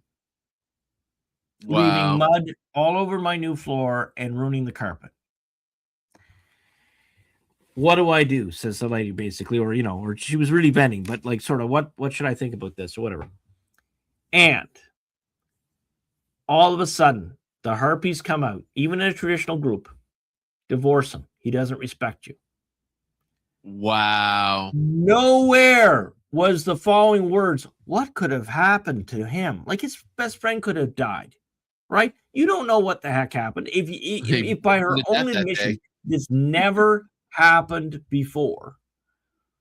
Your first thing shouldn't be, he tracked on my floor. Your first thing should be, oh my goodness, what on earth happened? I know my husband loves me and he values my work. The fact that he didn't today, the first time in 18 years of marriage, might mean there's something serious that went on. What can I do to help him? Right? Yeah. This is a whole other episode, Father. I tell you, all those women, divorce him. And this is supposed to be a traditional Catholic group. What are we doing? Yeah. What are we doing? Let me tell you. So I have a big problem, especially with what's going on with divorce law, whatever. I'm like personally familiar with it, just to be clear. But I do not wish. How do I say this properly? I don't like that the what's going on, especially with the increased divorce, and I can tell you the biggest problem, or the biggest, it's not made a big deal enough, is all these men or all these people who are no longer allowed to, or shouldn't partake in communion, in Eucharist, as a result. All right, and and again, like, we didn't talk about this too much or whatever, but it's a horrible feeling. If I could just be frank, I understand, like, there's a thing about adoration. There's a thing about, I understand that. And, and I've heard people say, it's like, listen, it's okay. You can still go. You get, I've heard that from multiple people, and I it agree, depends, and I understand. right? It depends. But, so what typically happens if someone doesn't have an annulment, that they're expected to live as brother and sister. Now, some hard over guys say you got to have separate houses. I would never say that, and I think any clergy who does needs a slap on the side of the head, gently, of course, because they mean well. But the reason being is that it's just not realistic to live in a single income for most people. So that's why even in some cases when people divorce, and it's sad, but they sometimes even choose to live in the same house, just different sections of the house and stuff like that, for the sake of the children and for the sake of finance. Because divorce, of course, there's the religious element on the sacrament of marriage, but there's also the practical element that it drives both halves of a family into poverty very often. So it's not something that it's easy, and also a whole generation has not been taught what marriage is.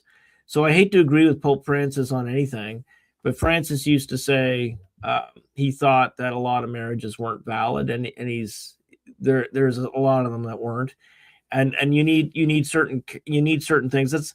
So I worked for a Novus Ordo annulment tribunal for a number of years ago, and I had an interest in canon law, so I'm fairly familiar with it, although I'm not a canonist myself.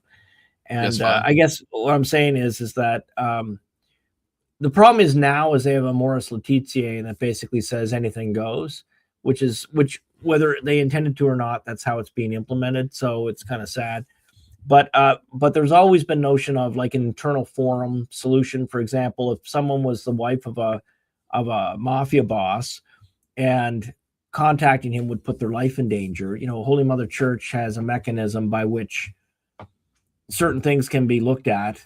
But again, whoever gives the dispensations, and it's ultimately the bishop of the diocese, if they did it and they shouldn't have, it's their soul that's on the line.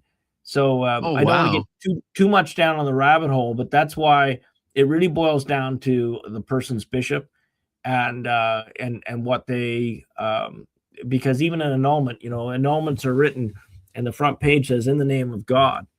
I mean, it's kind of like, it's serious deal, right? To presume to speak in the name of God. So it's a any kind, there's some dioceses, I'm sure, that treat it like a rubber stamp and just as some sort of little formality.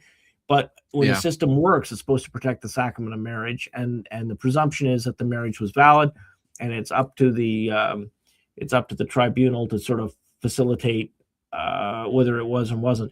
But in all that to say, I just think a lot of marriages past 1970, by the definition what Holy Mother Church requires for sacramental marriage, and again, I hate to admit Francis is right about anything, but he's right, and in part because the priests were encouraging this weird accommodation with the world.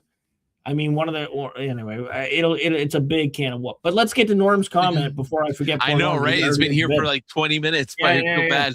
He says, you both have been so enjoyable to listen to tonight. Thank you. Thanks. It has been very surreal, but as I've said sometimes, I wish this Twilight Zone episode would end. Masks, vaccines, and lockdown mandates. Are they coming back where you are, Norm? So if you're still on air, let us know.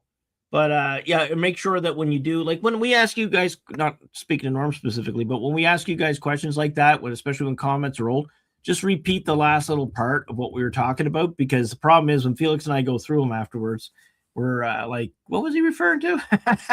Especially if it's like a 3-word. Yes, I agree. Well, what are you agreeing Yes, to? I We don't agree. know. Yeah, amen. You gotta. I know it's kind of repetitive. It's different than how we speak, but yeah. So he says, I'm reading G.K. Chesterton's fun and informative book of essays in defense of sanity. That about sums it all up. I actually looked it up when I saw that in your comments, so I'm going to see if there's audio clips of this. Yeah, so guys, if you haven't yet, I mean, a lot of it's free online too. Look up Chesterton and Hilaire Belloc, and especially if you're interested in just sociology or anthropology, just living the Christian life and the social order. Hilaire Belloc and Chesterton are just absolutely amazing, and full of a lot of great insight that even you don't even have to be religious to appreciate these guys, for sure. Oh yeah, no, I agree. I bet I'm putting them in the list.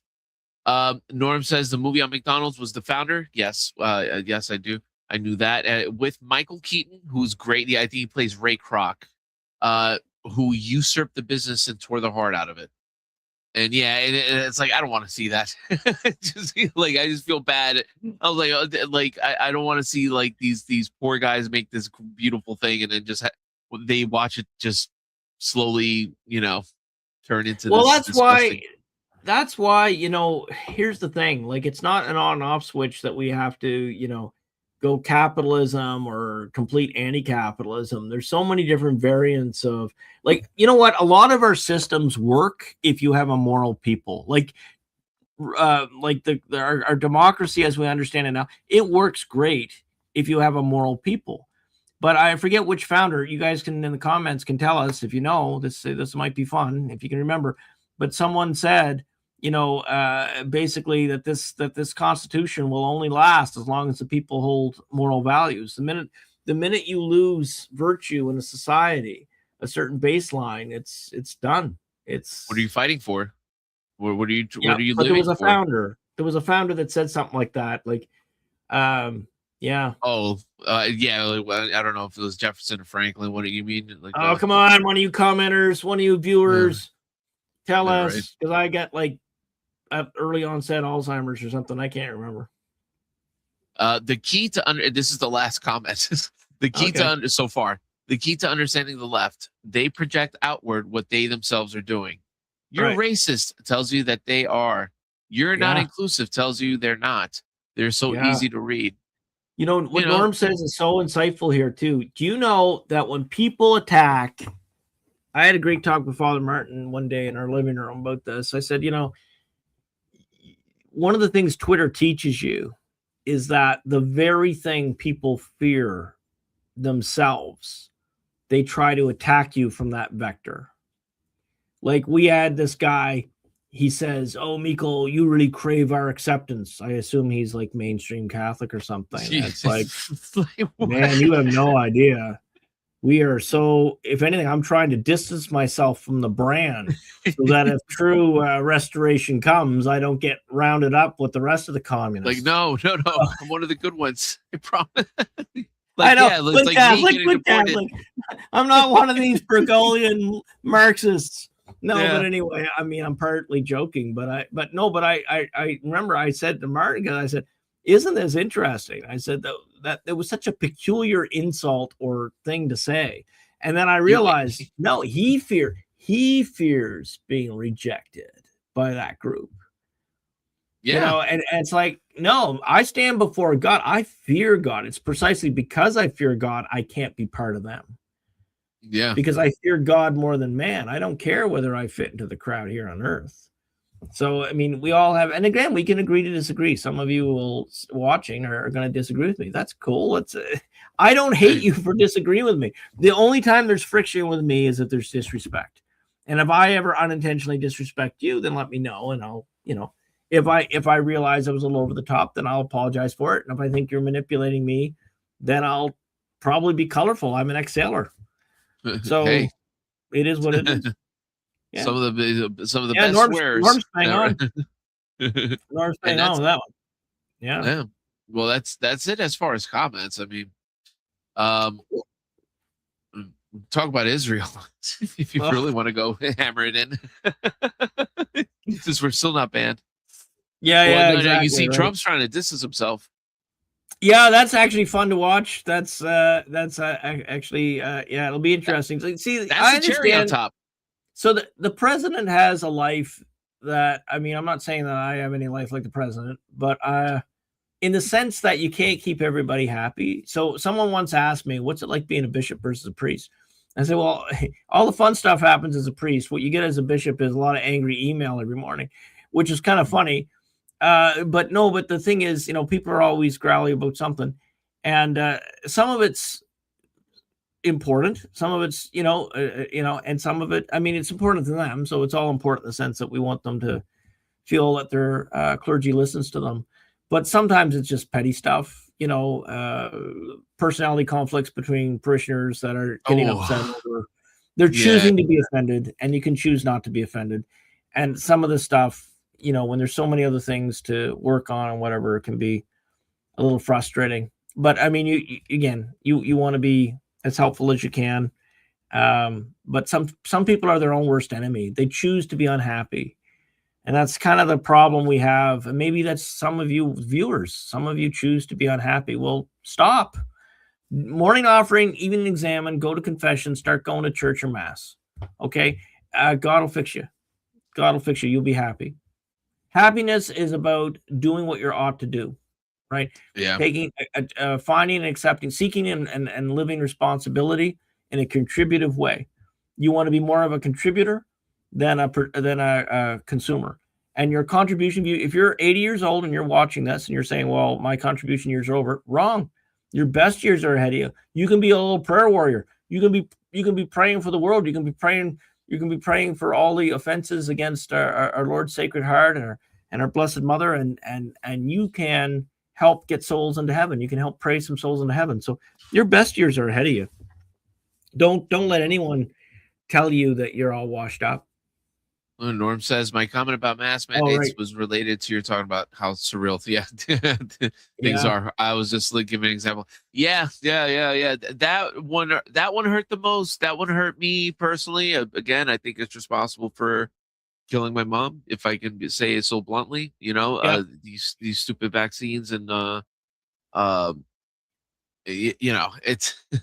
Well, for me, Felix, to me, this wasn't serious. So Felix was in the Navy too for a time, and some of you watching this have served, and that one of the things we all get taught is nuclear, biological, chemical defense, right? So the thing is, there's a whole process. If you're exposed to a biological agent, and if you remember, there's that special slime. Remember that slimy sponge, Felix? It's like so you had all this stuff to protect you, to decontaminate you, okay? And right. What would happen in an area where it had persistent contamination, you have sort of like an airlock. You have to take off all your clothes, and you go through the airlock, you take off all your clothes, and you get showered. And then there's this slimy, it's a soap, but it's a slimy, it's really nasty, but it takes all the particles off. And then you go through the shower, and then you put on new, fresh, clean clothes. And so that's how you decontaminate. Well, I thought the way they were going on in the news, I thought, jeepers, I was thinking, I could raise money for the church. I'll just have to figure out what can I do with a little, some plastic tubing and some holes in it, like a sprinkler. You can make a home porch decontaminant center. And I'm just being silly. I don't know of course. Do that. But anyway, I was just sort of thinking, they're going to have these home decontamination centers. Yeah, no one had that. In fact, here's the opposite. You go to the restaurant, you go to the diner, you could take off your mask, and magically you could eat without any spread of germs. And then you have to put on your mask afterwards, right? None of it made any sense. And there was no science behind this whatsoever. And people smarter than me, more educated than me, running around, hook, line, and sinker, acting like idiots. No science behind this at all. U.S. Army did a study back in the 80s. Someone can fact check me on this, but it's dated in the 80s. Basically, what happens is, the military is concerned about flu because it impacts operational effectiveness. So if you have like half of your regiment out because you have the flu, that's not good. So they were looking at, should we make everyone wear masks during flu season? This is back in the 80s, before any pandemic. And then what happened was, the study said it only improved transmission rate something like 0.5%. I think it was 0.6. Again, if you read the study, you can fact check me and put it in the comments. The thing is, it was something like a 0.6% improvement, but there were all these detriments because of the lack of oxygen and the reduction in oxygen percentage. So there was negative health impact overall, and that's why military people don't wear masks in flu season, and that's why it didn't work with COVID. Yeah, and it's disgusting. The science was there all along, but no one wanted to listen to it. Why? Because there's big money in emergency-approved vaccinations, which they even had to change the definition of what the word vaccination even meant. What a great idea. It's almost like a Democrat election, isn't it? You just change the rules so you can make the outcome you want. Well, that's just precious. But guess what, bunny skins? Sane people don't think that way. We play by the rules that are in place before it hits the fan. We're going to find out that the government, is responsible for, I think, brain damage because, and maybe I'm wrong, but I think it prolonged because of the View mask. Well, that too, but by the way, the vice president went on the View the other day. There's lots of clips on YouTube. Oh, I gotta check that out. I didn't even see it. It's pretty fun. But when you're wearing a mask like that, you're basically breathing your recycled, carbon dioxide, and I guarantee you that people suffered at maybe even in most minimal sense some sort of brain damage. You're literally suffocating yourself. I mean, again, we're talking minor degrees, but I think enough to do something to your brain. Well, they call carbon dioxide a toxin, and yet they created a situation where you're breathing it in all the time. And but it's science. You got to say it that way, Felix. You got to say science. Science. Exactly. Right. Science. What a bunch of freaking Ewoks, man. Yeah, yeah. And when it's funny, like once I came back to the church, and then you do realize, oh, science is a religion, or it's being treated as a religion, and you're like, ugh. Like these are your saints. I almost feel a little like this. These are your saints. These little Fauci, that's your saint right there. Okay. Yeah. Well, hopefully he gets my come snake up. will devour his snake. I think all of us on the conservative side of things are the non-left. I prefer to say non-left because it's a bigger group. I don't even know if I call myself a conservative anymore. So I'm definitely a non-leftist. So the thing is that if you're non-left, we're tired of the broken promises of these people getting justice, right? So we're all a little wary of that. But if it happens, great. Yeah, amen. I mean, we are out of comments, Father. What's that? We are out of comments. We're out of comments. Well, that's good. No, we can even wrap up early. But I was going to say, you guys. Here's what you can do if you're watching this on replay, and if you're watching this live and you want to support the channel. One of the things you can do, like subscribe, as Felix is always at me to tell you to do. But what you could do that would really help, YouTube algorithm favors comments. So even if you say, Mikkel, your haircut sucks, stick that in there. That they just are basically counting comments. And so it would help us out immeasurably. If you're watching this live, just watch the replay briefly. You don't even have to watch the whole thing through. Make a comment about what you liked or you didn't like. And I promise you, I'm going to try to get better at answering them. I go in spurts. I've got like Substack, Twitter, and now YouTube. And Felix is going to help me. But we should really try to be better at answering your comments and listening to you in that respect. It's easy to get busy, but that's important. Even if I did it, say, twice a week, sit down with the comment sections and all this stuff. Maybe that's what I should do to make it work. And, but you'd be helping us a lot if you left a comment, great show, bad show, hate my haircut, love Felix's beard, whatever. Even if it's not direct on topic, ideally it is, because then we can continue the conversation. But if it's not, even if you just said hello on there, it's a real big help that it's engagement. So hopefully we can grow, and then more people will be able to find us. Deport Felix. You can put that in the comments. Yeah, well, I'll probably deport it too. I was teasing somebody that with my mouth, it's a wonder it hasn't happened before yet. So I was joking. I said, well, where do I go, right? Yeah. Oh, wait, we got one. Hey, Tina, good to see you.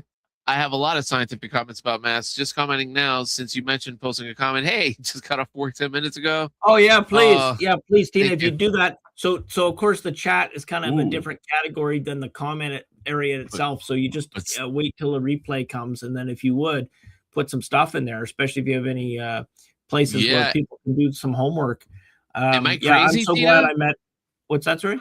No, I was asking Tina if I'm crazy. Was my comment out of line, or I'm just curious on her thing. I didn't mean to cut you off though. But yeah, she was saying she has scientific comments about it. I wonder if she thinks was I out of pocket about by your saying mom that or about something else?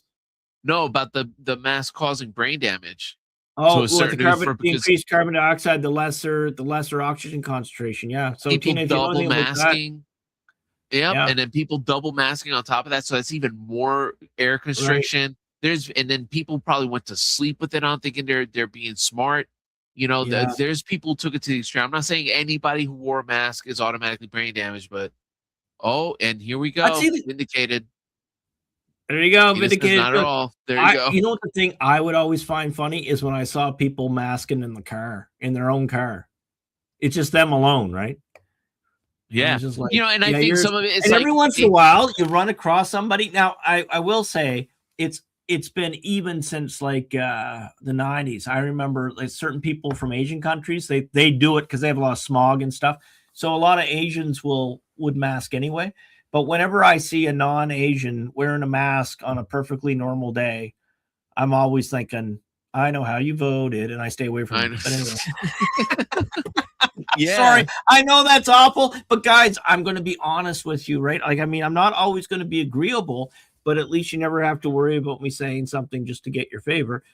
But in my defense too, although I'm opinionated, I'm also the kind that I'm very happy to receive respectful pushback or disagreement, because then you help me. And sometimes I have a blind spot, and you know, you don't want people always agreeing with you. Now, that doesn't mean the people who do agree with me, I'm not saying you have to go out of your way to disagree. But what I'm getting at is that you don't want to be in a spot where, you know, there's a lot of what I call high cognitive fools. So there's people with a lot of high IQ, but they're really very, you know, foolish, like in a sense of the opposite of wisdom. A wise person seeks out people that's trusted people who will disagree with them. All right. That is a very useful friend to have, and you can be of service to them. If you have that mutual trust, that you really trust somebody, that you can say what you truly feel, and you don't have to censor your language, or you don't have to always be defensive, that's a friend worth their weight in gold, because they help you steelman your argument, and they help you miss some blind spots. And what you want to do, you know, when you're successful in that sort of engagement, when you can agree to disagree, that both of you have excellent arguments and you pushed it as far as you can, and there's no other place to go but agree to disagree, you both won. You both won. So that's what I'd like you to, if you aren't already there, and some of you are already, but if you're not already there yet, when you argue with someone, don't argue to win, argue to understand. Have some curiosity about why they feel that way. Try to find your common point of agreement, discuss from that point, and find where the difference is. And often it's just a different assumption, and none of us know, like, guys, information, true information is so hard to come by. If they said, if Felix came on and said, look, they just detonated a nuke in Tehran. Well, how do we know that's true? It might be on CNBC, it might be on CNN, it might be on Fox, it might be on. But at the end of the day, we're not there. We didn't see the mushroom cloud. We don't know what's true, and they can generate one with Leonardo AI. Right? That's right. They can just make a little movie.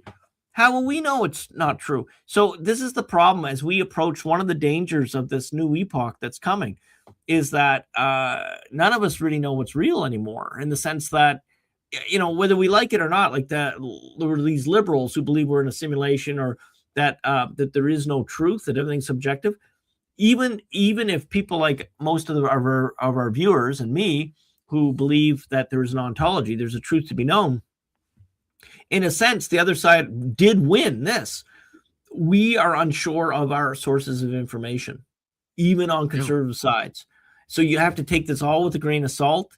And our Lord Jesus said to judge by the fruits. So often what that means is just withhold your final judgment on something for a couple of weeks. Find out what happens, right? So, but anyway, what did Norm say? Yeah, Norm says I made a lot more comments than you read. Also, Tina made comments as well. I promise you I read every single comment in here. I promise you. I just double checked. Well, it could be Norm too. Yeah. I don't know how the YouTube interface works, but there might be a way to comment on the main page as well as the chat that might be different. Oh, I see. So that's Norm, what he's saying. That might be true. And if that's the case, that's why we're missing you. So, but I want you guys. So the only thing that counts for the algorithm is the outside commenter. So we will, and then the stuff on the chat is what we see on our screens here, because we don't see what you see on you guys see. You guys have the whole YouTube page, right? But what we see is just the chat stream, and even then, Felix just picks out what he sees, and he clicks a button, and then it shows up on the screen, and then I see it. I don't see all your comments because the way my computer's set up, the way I did it, so that you don't have me see my computer in real life. My computer's over here. So if I was wanting to read your comments, I'd have to be looking that way, which looks sort of silly. Which looks weird. Unless I use the webcam on top of my computer, in which case you'd be looking down at me and I'd be fuzzy because it's a webcam on the computer. But so what I did is I have this little camera that sits on a tripod here, and I have a screen over the camera, so I can interact with you and Felix, and but I can only see that the screen's so small though that if I was to shrink it and then try to read the comments at the same time, I mean, I just wouldn't be able to do it. So that I can only see it when Felix puts it up on the screen. Yeah. So a couple weeks ago, Felix had to go to the bathroom or something, and it was a nightmare to try to do his job as well as mine. Oh man, we're almost at the point, Felix. We need a third person just to do the comments for us, like to moderate all that. Oh yeah. I think initially my goal was to kind of just be the producer, the Jamie of the Joe Rogan podcast. I was just to be Jamie in the background, and but I think this is actually really such an awesome dynamic. So so it's what it is. But yeah, I kind of feel like we need a Jamie in the background to handle. Well, and down the road, and we'll see. I mean, down the road, what we'll do is, it would be great to invite the odd guest. It's just that I don't want, again, I can't add work. I don't have the bandwidth. So it's like, sometimes people say to me with church stuff, right? Oh, hey, Father, can we do this? I love the idea, but someone has to run it. So unless you're running it, because I don't have the bandwidth, right? Like, I mean, yesterday, no exaggeration, my work day yesterday was 19 hours. It's supposed to be my day off.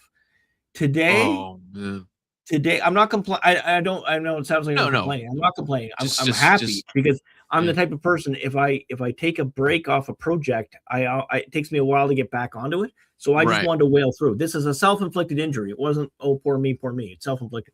But today, I guess it was like 11 till now, 11 in the morning. I took a couple hours off in the morning. I watched some YouTube news and just puttered around. But and I've been trying to lose visceral fat, so I've been drinking some nasty tea. But anyway, we'll see. So, so that was my morning, and too much information for you guys. But what I'm getting at is that I'm telling the story because eventually, I would like to, at least once a month have a guest come in with Felix and I, and we'll go over it with the guest before what we're going to talk about. I don't believe in this business of pouncing people or embarrassing them but likewise, I don't want to have a guest on that's disrespectful to us either. We're not going to go full whatever podcast on anybody. Oh no, But I wanted to be a respectful exchange. But it might be an interesting thing to have people from very different points of view. If you guys have ideas for that, in fact, we really should put a forum up on the website for ideas. Norm, God love him, sends me good ideas all the time. And so he gave me a topic, which will probably be for next week. So Norm's given me about three shows worth of topics. So if you guys now don't get offended if it doesn't work, because sometimes it has to fit with what's going on in the world and what Felix and I are doing. But feel free. You guys can email me a couple different ways. Meikle@careglow.com. There's also, if you get on my Substack, which is like Bishop Meikle at Substack there, or bishopmeikle.substack, whatever it is. I know I put the link in the description below. There's a means to message me on that too. So that's, and of course on Twitter, if you follow me on Twitter, chances are you can DM me. So there's a couple different ways. So email, Substack, Twitter. The comments here, although I haven't been so good reading them, I'm going to try to get better. So that's another option. And in fact, I think even YouTube gives you an option. You can click email to contact. So I think the email's on there if you forget it. Yeah, no, it was. Okay, yeah, now if it was in the chat, I read them. Yeah. If there, I promise really? you. And I'm looking. Yeah. I went through all of them. There so, wasn't a so lot. Norm, maybe it's a problem with our software here. For some whatever reason, it didn't carry over. We probably no. I like just rewatch it, Norm. I promise. I'm not lying to you. You'll see. We went through every. Yeah, we never intentionally ignore you, Norm. Yeah. If there's but one, no, but that's interesting. So what we'll do, what we'll do is, maybe tomorrow, if I can ask you, Felix, if you get a moment, just go, you don't have to obviously watch the whole episode, but just flip through and see in the chat whether some other stuff that we never got. And then that would tell us that there's something wrong with the software, which wouldn't surprise me. But since it just renewed, there's something called Meld. I was telling Felix, so there's OBS and there's Meld. And these are alternatives to StreamYard, which is what we're using. And but what I like about StreamYard is it's easy to change scenes and put the comment up. And I love the idea that what we can do with those little intros and outros, we can do them up and you can preload them. So you just press one button and then you run. And just as a piece of trivia, like so you guys know, I like to throw either Catholic or technical trivia at you from time to time to give you a reason why we do what we do. If you're wondering why there's that countdown at the beginning, that's not just to give you an example of what I can do with an AI program. That's not actually what it's for. So what it's for is that live, there's a guy named Matt Morse. Some of you follow him, I'm sure. He's a conservative. He's a young 30-year-old guy. He does political commentary. He does like 3 live streams a day. It's incredible. And but anyway, what he does, you notice when he hits the record, he doesn't do any editing at all. He just goes and records on there. And he stares there for a minute. There's nothing wrong with him. The guy's got like probably 1 million followers. But anyway, there's like this pause. And the reason being is on our end, if you don't have one of those intros, there's this lag. And so if you just launch into your stuff, when the people turn on, you're halfway through your speech. So the way to avoid that is you broadcast a little intro, and it also make sure, the microphones, the lights are all working. We're all like, okay, with the countdowns there for us too. And then we're on air. And then, so that's kind of what we're using that for. So just in case you were wondering, some people like the podcast Redacted, they have like a half-hour kind of pre-show with the countdown, and they they launch it early, and sort of because it's sort of advertising, so YouTubers can see when they're going through. Oh, there's this live podcast. Gives people time to pile in too. It's kind of they can do it. And sometimes we have people too that as soon as we go up, launch the pre thing, people are commenting already. So occasionally that happens. But anyway, just so, if you have any questions about why we do what we do or anything like that, again, I told you the 3 ways to contact me. And again, I'm not good at quickness answering you. Okay. But that doesn't mean you're ignored. I will, if I don't answer you in 2 days, then try again. Cause again, or if it's truly urgent, then put that in the subject matter. But like 19-hour workday needs me for last rites. I prefer you don't use that unless it truly is urgent, because it does sometimes take me a couple days to get through the pile. And also sometimes, so it's feast or famine, right? Like I'll get 3 or 4 emails, or I'll get a huge pile. And then what happens is sometimes you can be on like that second page of the email program, and I might not see it. So that's why I say you're not nagging me. If I don't answer you, say in 2 days, just resend the email. You don't even have to say anything other than just resend your original thing. And, and I'll, if I see you a couple times, I'll be going, oh, I must have missed it. So that's, that would be a help. I will definitely want to talk to any of you who want to talk to me. Yeah. Well, it looks like we actually made it to 2 hours. We did. Found a way. God bless us all. Yeah, and thank you, Norm. We love you. You love you, and Yes, thanks to you and your wife for being such loyal. We have a couple of you that are here every week and have been since we've been doing this. And this all started because Felix knew. To this day, I've got all these shows that are supposed to be just me doing like a 15-minute spiel on stuff, and I have them written, but I haven't done them yet. I haven't. And Felix came to me one day, and he had a successful YouTube channel. It was 7,500, Felix, something like that. Yeah. So no, I mean it looks. No, but I mean, let me say, yeah. You were further along than me, right?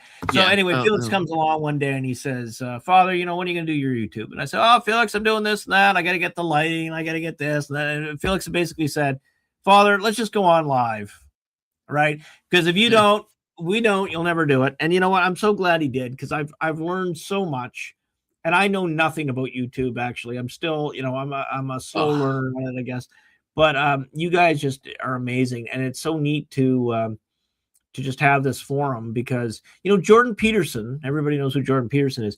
Do you know he had like 100 videos that all had like 30 views?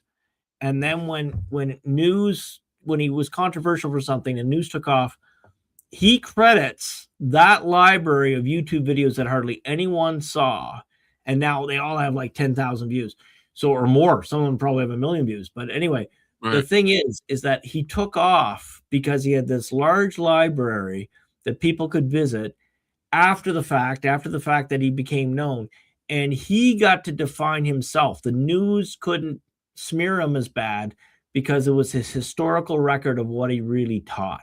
And I thought that was so clever. And so I'm glad, Norm, you like. So Norm says Matt Moore's really cool.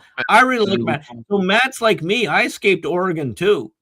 And I was near Corvallis, but Matt was up in Portland. I think he's in Idaho now.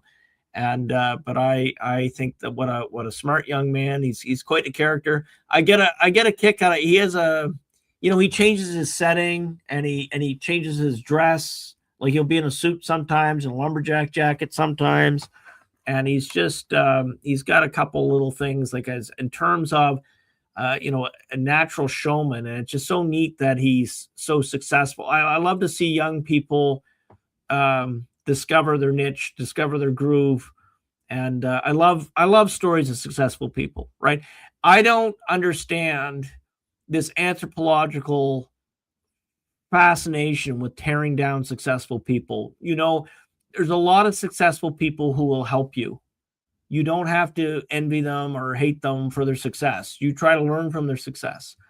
And not all of them are going to be your cup of tea, but I'll tell you right now, if you want to get rid of some chains that are on you, or maybe not on you, maybe on your kids or some of your friends who have a chip on their shoulder, learn from successful people. A lot of them will give back. There's like a billionaire like Tom Bellew, Impact Theory, Alex Hormozi, Scott Adams when he was alive.